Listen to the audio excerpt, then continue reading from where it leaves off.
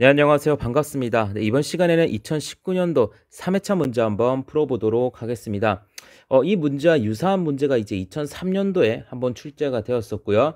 조금 다른 문제, 거의 유사하지만 단락시험, 이제 19년도 3회차는 단락시험 관련된 문제인데, 여기 단락시험에서 개방시험, 무부하시험까지 함께 출제된 경우가 2001년도 3회차에 있습니다. 사실 2001년도 3회차 문제를 가장 어려워하십니다. 자, 그래서 차근차근 여러분들 한번 풀어보도록 하겠습니다. 사실 이런 문제 같은 경우는 변압기 단락시험 그리고 개방시험 이 두 가지만 이해하시면 쉽게 어렵지 않게 풀 수 있는 거니까요. 암기하지 마시고 만약에 제 강의 듣고도 이해가 안 되신다 하시면은 암기해 주시면 좋을 것 같습니다.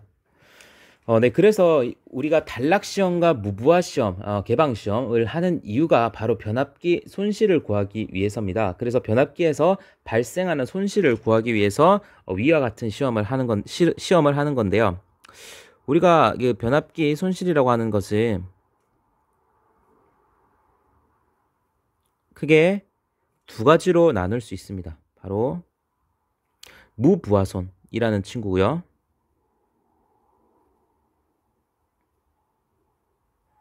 얘를 고정손이라고 부릅니다. 고정손이라고 하는 것은 쉽게 말해서 뭐 부하가 어떻게 되든 간에 상관없이 항상 고정된 손실이라는 뜻입니다. 자, 그래서 당연히 변압기에서 고정손은 철손이 됩니다. 철선이라고 하는 것은 쉽게 말해서 변압기 그 자체, 변압기가 철덩어리에 코일이 감겨져 있는 거잖아요. 자, 그러니까 그 철덩어리에서 생성되는 손실을 얘기하는 겁니다. 자, 그리고 부하손이 있습니다. 부하손.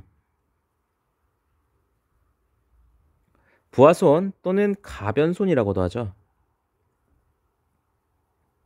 즉, 부하에 의해서 변하는 손실을 얘기하는 겁니다. 우리가 기출문제 푸시면서 부하율이라는 친구를 배우셨을 겁니다. 이 부하율, M이라는 친구를 배우셨을 건데 요거에 따라서 동손이 변한다는 거 다 아실 겁니다. 부하율의 제곱에 비례하는 거죠. 자, 그러니까 이 동손이 바로 부하손이 되게 됩니다. 동손. 따라서 이 철손을 구하는 시험이 개방시험입니다. 변압기 개방시험.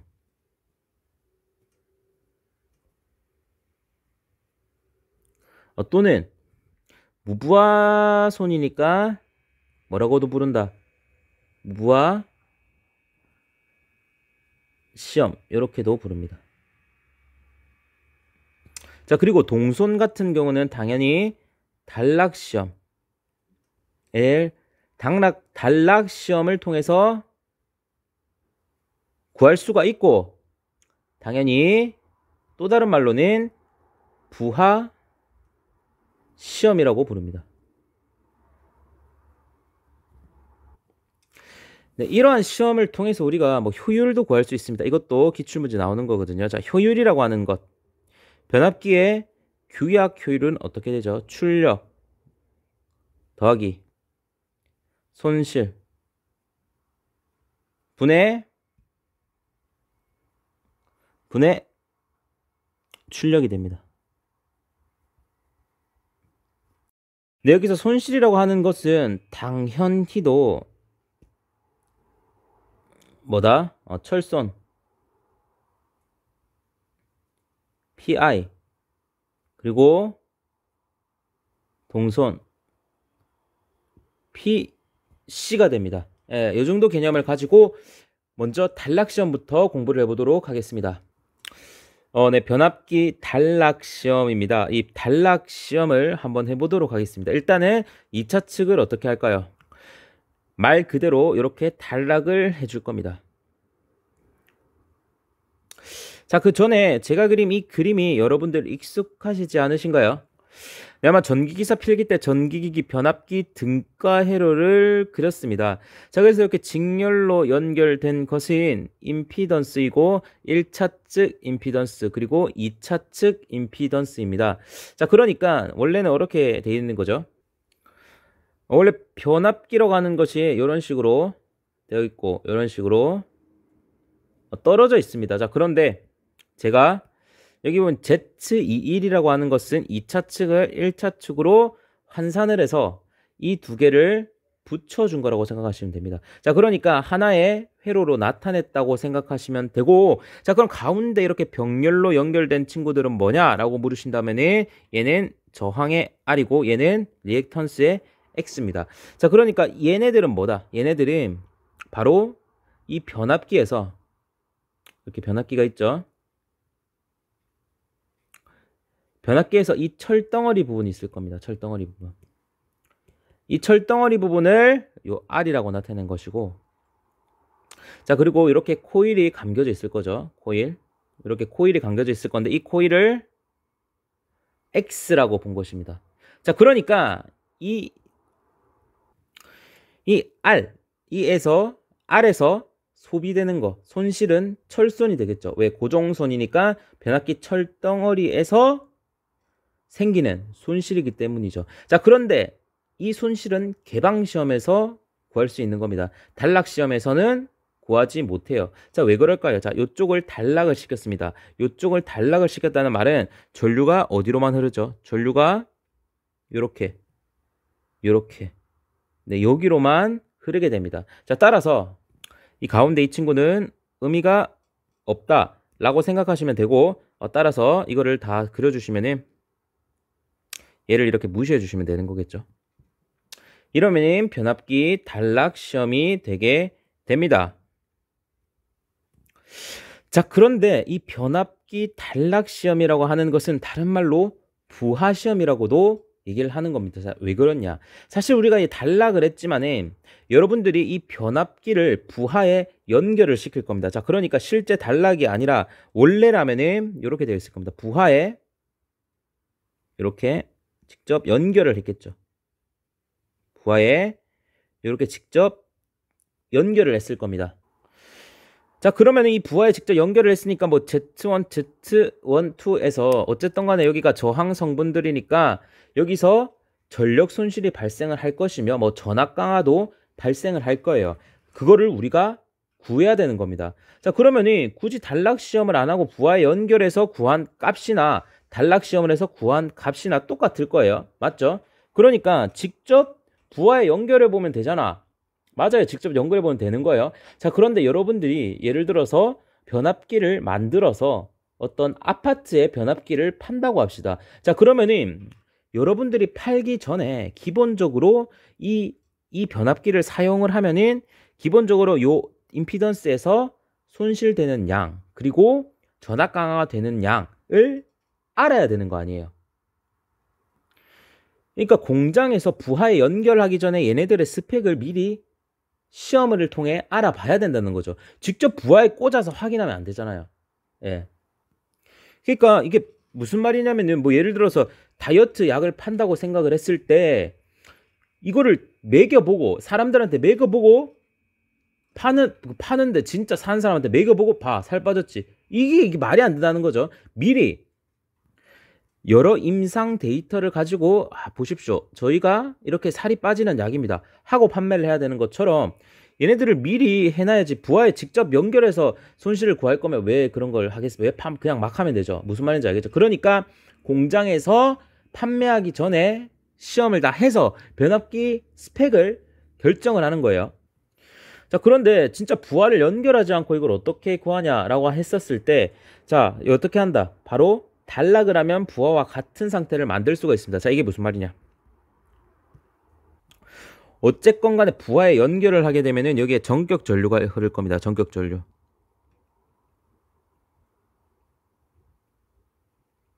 이 전격 전류가 흐를 때 이 임피던스에서 소비되는 전력 손실, 전압 강화를 구하면 되는 거잖아요. 자, 그러니까 우리는 전격 전류만 만들어주면 돼요. 따라서 얘를 단락을 시킵니다. 단락을 시킨 다음에 전압을 인가를 할 건데요. 전압을 어떻게? 처음에는 0으로 이렇게 인가를 합니다. 0으로 인가를 해서 조금씩 올려줍니다. 언제까지? 전격 전류가 흐를 때까지. 그러면은 뭐 예를 들어서 V라고 둘게요. V만큼 했더니 전격 전류가 흘렀다. 자, 그럼 이 상태가 사실 부하를 연결을 안 하고 실제 단락을 했음에도 불구하고 전격 전류가 흐르니까 마치 부하가 단 것처럼, 그러니까 부하가 단 거와 같은 상황이 되는 거죠. 어떻게 보면은. 따라서 얘를 뭐 앞에서 말씀드렸지만은 부하 시험이라고도 부르는 겁니다.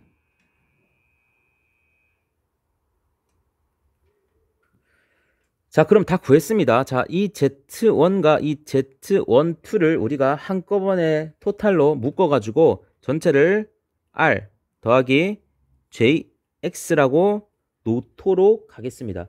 자, 우리가 부하시험, 즉 단락시험은 동선을 구하기 위한 겁니다. 여기서 동선은 어떻게 돼요? 자, 동선은 여러분들이 I 제곱 R이라는 식에서 알 수 있듯이 저항 성분에서만 어떻다? 일어나는 손실이라는 겁니다. 자, 그래서 전격 전류를 I라고 놓게 되면은 동선은 I 제곱 저항에서만 발생하는 손실이니까 I 제곱 R이 됩니다. 이 친구의 단위는 당연히 와트가 될 겁니다. 예, 그렇죠. I 제곱 R이니까 와트가 될 것입니다. 자, 이 친구를 다른 말로 뭐라고 한다? 임피던스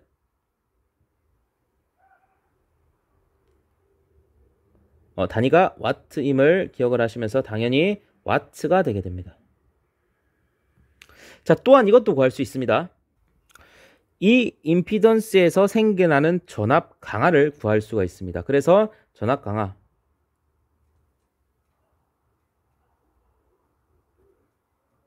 하는 V는 IR이니까 I 곱하기 R 플러스 JX가 될 것입니다. 자, 그리고 이 I 곱하기 R 플러스 JX라는 놈이 뭐와 같다?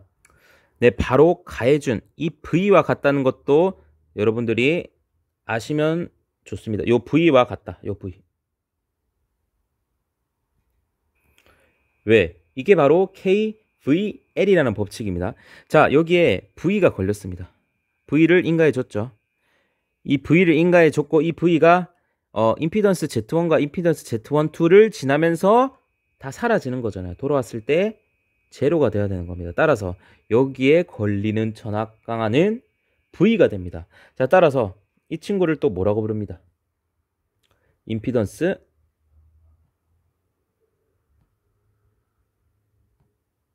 전압이다 라고 부릅니다.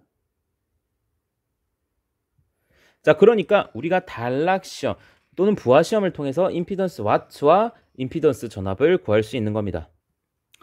자, 그래서 문제를 보도록 하겠습니다. 일단 2019년도 3회차 문제입니다. 자, 전원 220V가 있고 퓨즈와 KS가 연결되어 있습니다. KS라고 하는 것은 커버 나이프 스위치라고 해서 옛날에 여러분들이 두꺼비 집이라고 부르는 친구입니다. 여기 안에 퓨즈가 들어있기 때문에 이렇게 퓨즈가 설치되어 있고요. 그냥 옛날 차단기 정도다 생각하시면 되고, 혹시 관련된 정보를 좀 더 얻고 싶다 하시는 분들은 제가 전병치 원장님 유튜브 영상 링크 이쪽에 걸어 드릴 테니까 커버 나이프 스위치에 대해 혹시 궁금하신 분들은 여기로 들어가시면 될 것 같습니다. 자, 그 다음 여러분들 여기 보시면 유도 전압 조정기라고 되어 있습니다.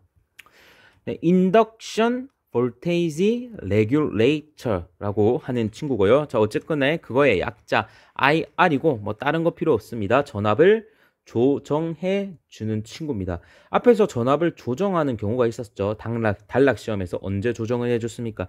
우리가 전격 전류를 만들어 주기 위해서 전압을 0에서부터 V까지 전격 전류를 만들어 주기 위한 V까지 이렇게 전압을 변화시킨 부분이 있죠. 바로 이 변화를 시키는 부분이 유도 전압 조정기가 하는 역할입니다. 네, 그리고 여기엔 전류계가 있습니다. 흐르는 전류를 측정하기 위한 전류계가 있고 요 친구는 전류계는 이렇게 직렬로 연결한다는 거 아실 거고, 여기에 전류를 측정하는 코일이 감겨져 있고요. 자, 그리고 이 친구는 당연히 전압계며 전압계 역시도 여기 보시면은 이렇게 전압을 측정하는 이런 코일이 이렇게 연결되어 있습니다. 뭐 이를 통해서 이 두 가지를 통해서 뭐를 구할 수 있다? 이 두 가지를 통해서 여기 전력계죠. 이 전력계를 통해서 전력을 측정할 수가 있게 되는 겁니다. 네, 그래서 여기까지가 1차 측이었고요. 여기가 2차 측이고 현재 2차 측이 어떻게 되어 있다? 단락이 되어 있는 것을 알 수가 있습니다. 자, 그럼 천천히 보도록 합시다. 자, 제가 다 쓰지는 못했는데 읽어 드릴 테니까 여러분들 아마 관연도 기출 문제 다 있으실 거니까 천천히 보도록 하겠습니다. 자, 일단 19년도 3회차 문제입니다. KS 투입 전 전압 조정기의 핸들은 참 이게 아마 출판사별로도 다르더라고요. SVR이라고 해서 뭐 이게 2001년도에는 이렇게 나왔던 것 같은데 뭐 어쨌든 간 SVR도 슬라이 닥스를 이용한 그 전압 조정기입니다. 네, 어쨌든 슬라이 닥스를 이용한 전압 조정기니까 똑같습니다. 그래서 문제에서 물어본 것을 하나하나씩 보도록 하겠습니다. 첫 번째, KS를 투입하기 전에 유도 전압 조정기의 핸들은 어디에 있어야 되는가? 라고 묻고 있는데 이 유도 전압 조정기의 태초의 위치는 어디 있어야 된다? 변압기 단락 시험에서 설명드렸듯이 제로, 0 상태에 있어야 되는 겁니다. 자, 그래서 차근차근 전압을 올려서 전격 전류가 흐르도록 만들어줘야 되는 겁니다. 지금 여기가 단락이 되어 있기 때문에 만약에 0으로 안 되어 있고 다른 전압으로 되게 된다면 위험할 수가 있어요. 자, 그러니까 반드시 0으로 위치를 시켜놔야 된다 라고 생각을 하시면 됩니다. 자, 두 번째, 시험할 변압기를 사용할 수 있는 상태로 두고 유도전압 조정기의 핸들을 서서히 돌렸다. 유도전압 조정기의 핸들을 서서히 돌린다는 말은 0에서 조금씩 전압을 올렸다는 얘기고, 이때 전류계의 지시값이 뭐가 될 때까지, 전격 전류가 될 때까지 전압을 가야겠죠. 이때 전격 전류는 여러분들이 아시겠지만은 여기서 보시면은 여기 전류계의 위치가 1차가 될 겁니다. 자, 그러니까 우리는 일반적으로 2차를 단락하고 1차 전격 전류를 맞춰줘야 되기 때문에 당연히 1차 전격 전류가 될 겁니다. 자, 이때 전류계에 표시된다는 것은 바로 1차 전격 전류가 될 것입니다. 자, 그래서 세 번째 문제는 유도 전압 조정기의 핸들을 서서히 돌려서 전압을 인가하여 단락 시험을 하였다. 이때 전압계의 지시값을 뭐라고 합니까? 전압계의 어떤 값이 지시가 될까요? 바로 이 임피던스 임피던스 전압이 측정이 될 겁니다. 전압계에는 당연히도요. 전력계 같은 경우, 전력이라고 하는 것은 당연히 임피던스 와트, 동손이 특정이 될 겁니다. 전력계의 지시값은 임피던스 와트, 동력이 이렇게 측정이 될 겁니다. 자, 그리고 마지막 네 번째, 퍼센트 임피던스는 어떤 것분의 교류 전압계의 지시값이라고 되어 있고, 교류 전압계의 지시값은 당연히 임피던스 전압이 될 것입니다. 자, 여기에 들어갈 말은 1차 전격 전압이 되는 건데 왜 그렇게 되냐? 우리가 실제 이 변압기를 실제 사용했다고 가정을 하면은, 자, 이렇게 부하에 연결이 될 겁니다. 그렇죠? 부하에 연결이 이렇게 실제로 되게 되면은 우리가 1차 전격 전류가 흐르게 하기 위해서는 이 전압은 뭐가 돼요? 이 전압은 이제 전격 전압이 될 겁니다. 전격 전압이 될 겁니다. 1차 전격 전압이 될 겁니다. 자, 그런데 1차 전격 전류가 흐르기 때문에 여기에 있는 전압 강화는 당연히 임피던스 전압이에요. 단락 시험을 했을 때랑 같은 값이 되게 될 겁니다.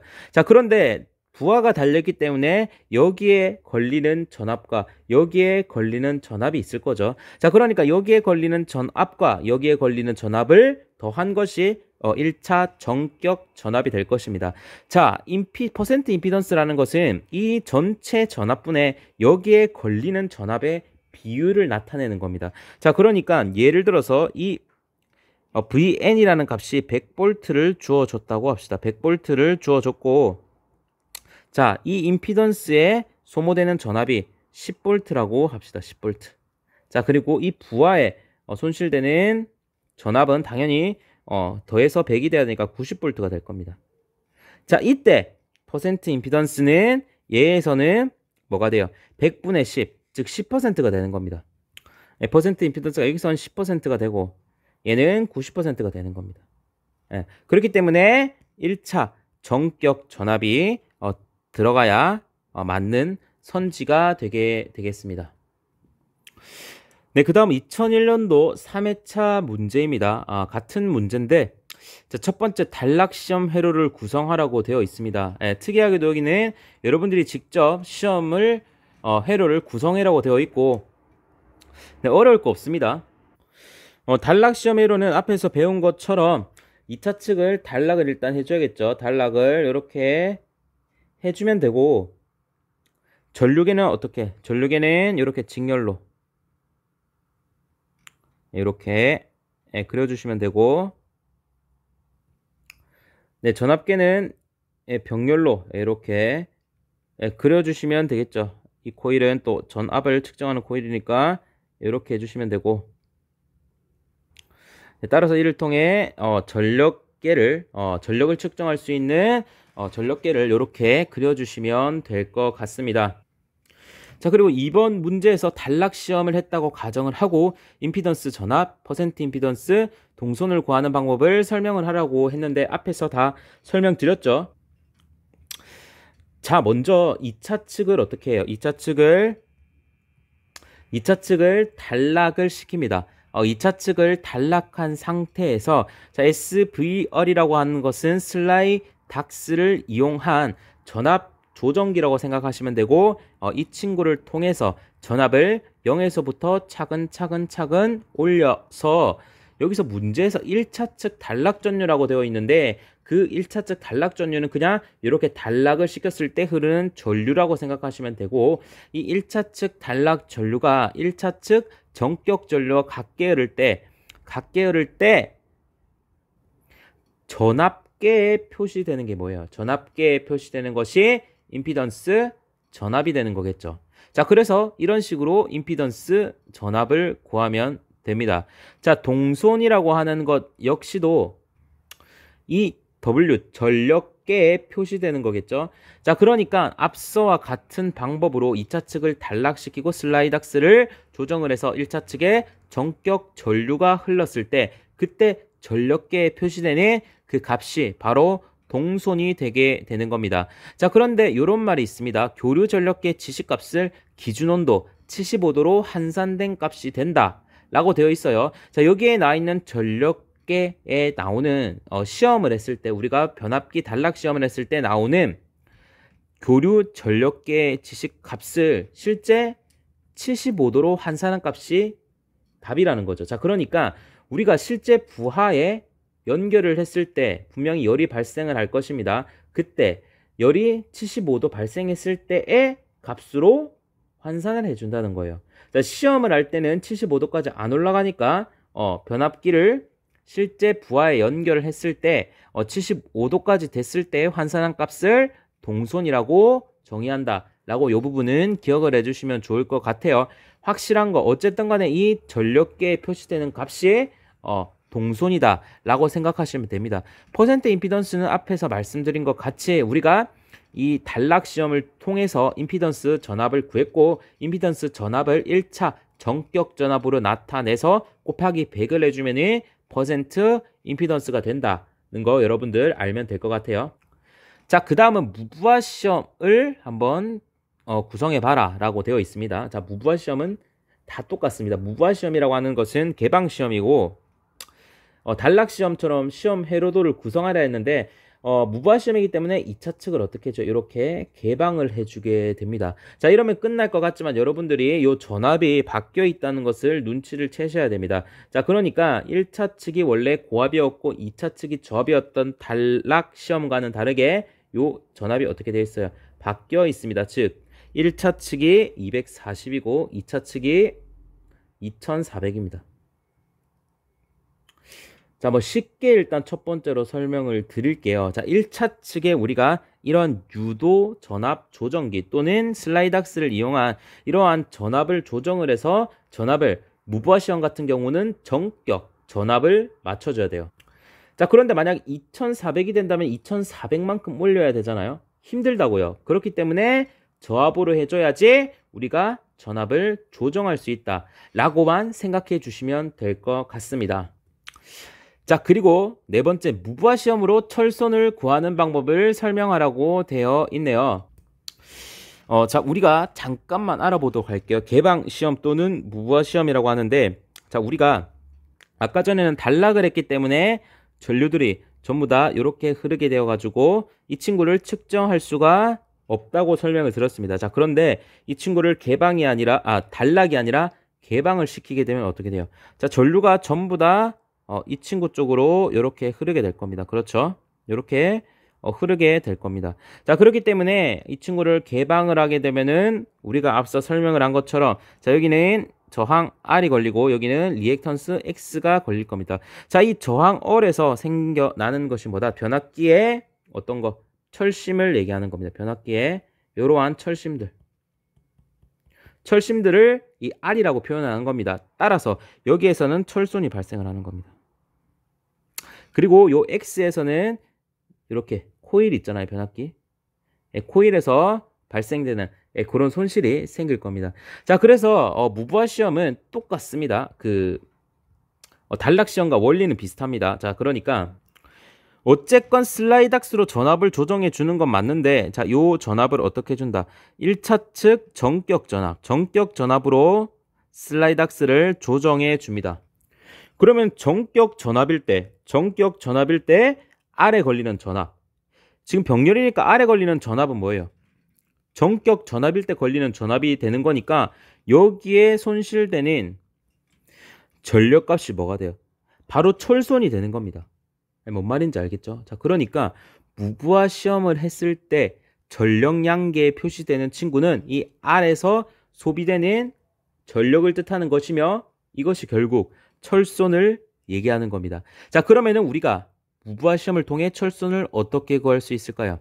자, 시험용 변압기 고압측을 개방한 상태에서, 아까 고압측이 2차 측이라고 말씀을 드렸죠. 자, 그러니까 여기서 2차 측입니다. 2차 측이라고 말씀을 드렸고, 2차 측을 개방한 상태에서 슬라이닥스를 조정을 하여, 자, 여기서 다시 내려갈게요. 좀 정신이 없는데, 슬라이닥스를 조정한다는 것은 이 전압을 조정을 해서 이 전압이 전격 전압이 되었을 때, 이게 저압측이라고 표현되어 있어요. 어쨌든 저압측 맞죠? 예, 전격 전압일 때 R에서 소비되는 게 전력계에 표시될 것이며, 이것이 철손이구나 라고 여러분들이 알 수 있습니다. 자, 그리고 5번에서 단락시험, 무부하시험으로 변압기 효율을 구하는 방법을 간단히 설명하라 되어 있습니다. 자, 이것은 간단히 설명할 수가 있죠. 제가 아까 효율 공식을 써드렸지 않습니까? 이 효율 공식에 의해서 우리가 단락시험에서 PC, 동선값, 그리고 철손 PI 값을 알 수가 있고, 전격 출력 또한 알 수가 있기 때문에 이를 통해서 효율을 구할 수 있다라고 생각하시면 됩니다. 자, 그리고 마지막으로 퍼센트 임피던스 변압기 고장 시 단락 고장 전류 변압기 전압 변동률과의 관계를 간단히 설명을 하라 되어 있습니다. 그러니까 퍼센트 임피던스와 단락 전류와의 관계, 요거는 식으로 간단하게 알 수가 있죠. 퍼센트 임피던스와 단락 전류와의 관계는 이렇게 됩니다. 요 공식에 의해서 어떻게 돼요? 반비례 관계라는 것을 알 수가 있습니다. 자, 퍼센트 임피던스가 커지면은 단락 전류는 작아지고, 퍼센트 임피던스가 작아지면은 단락 전류는 커지는 이러한 반비례 관계라는 걸 여러분들이 첫 번째로 알 수 있을 것이며, 자, 두 번째 퍼센트 임피던스와 뭐를 물어봤어요? 전압 변동률을 물어봤죠. 전압 변동률은 이런 식으로 나타낼 수가 있습니다. 코사인 세타, Q 사인 세타 이렇게 나타낼 수가 있어요. 자, 여기서 P라고 하는 것은 당연히 V분의 IR, Q라고는 V분의 IX입니다. 어쨌든 간에 전압 강화를 뜻하는 겁니다. 얘는 저항에서의 전압 강화, 리액턴스에서 전압 강화고, 퍼센트 임피던스 역시도 전압 강화와 관련이 있죠. 자, 어떻게 되어 있어요? 아까 앞서 설명을 해드렸지만 전체 전격 전압분의 전압 강화입니다. 전압 강화. R 플러스 XJ. 그러니까 임피던스 전압을 뭐로 나누는 거예요? 임피던스 전압을 전격 전압으로, 1차 측 전격 전압으로 나눈 거기 때문에 이 전압 강화에 결국은 어떻게 된다? 비례하게 되는 거예요. 자, 그러니까 퍼센트 임피던스가 증가하면은 전압 변동률도 어떻게 된다?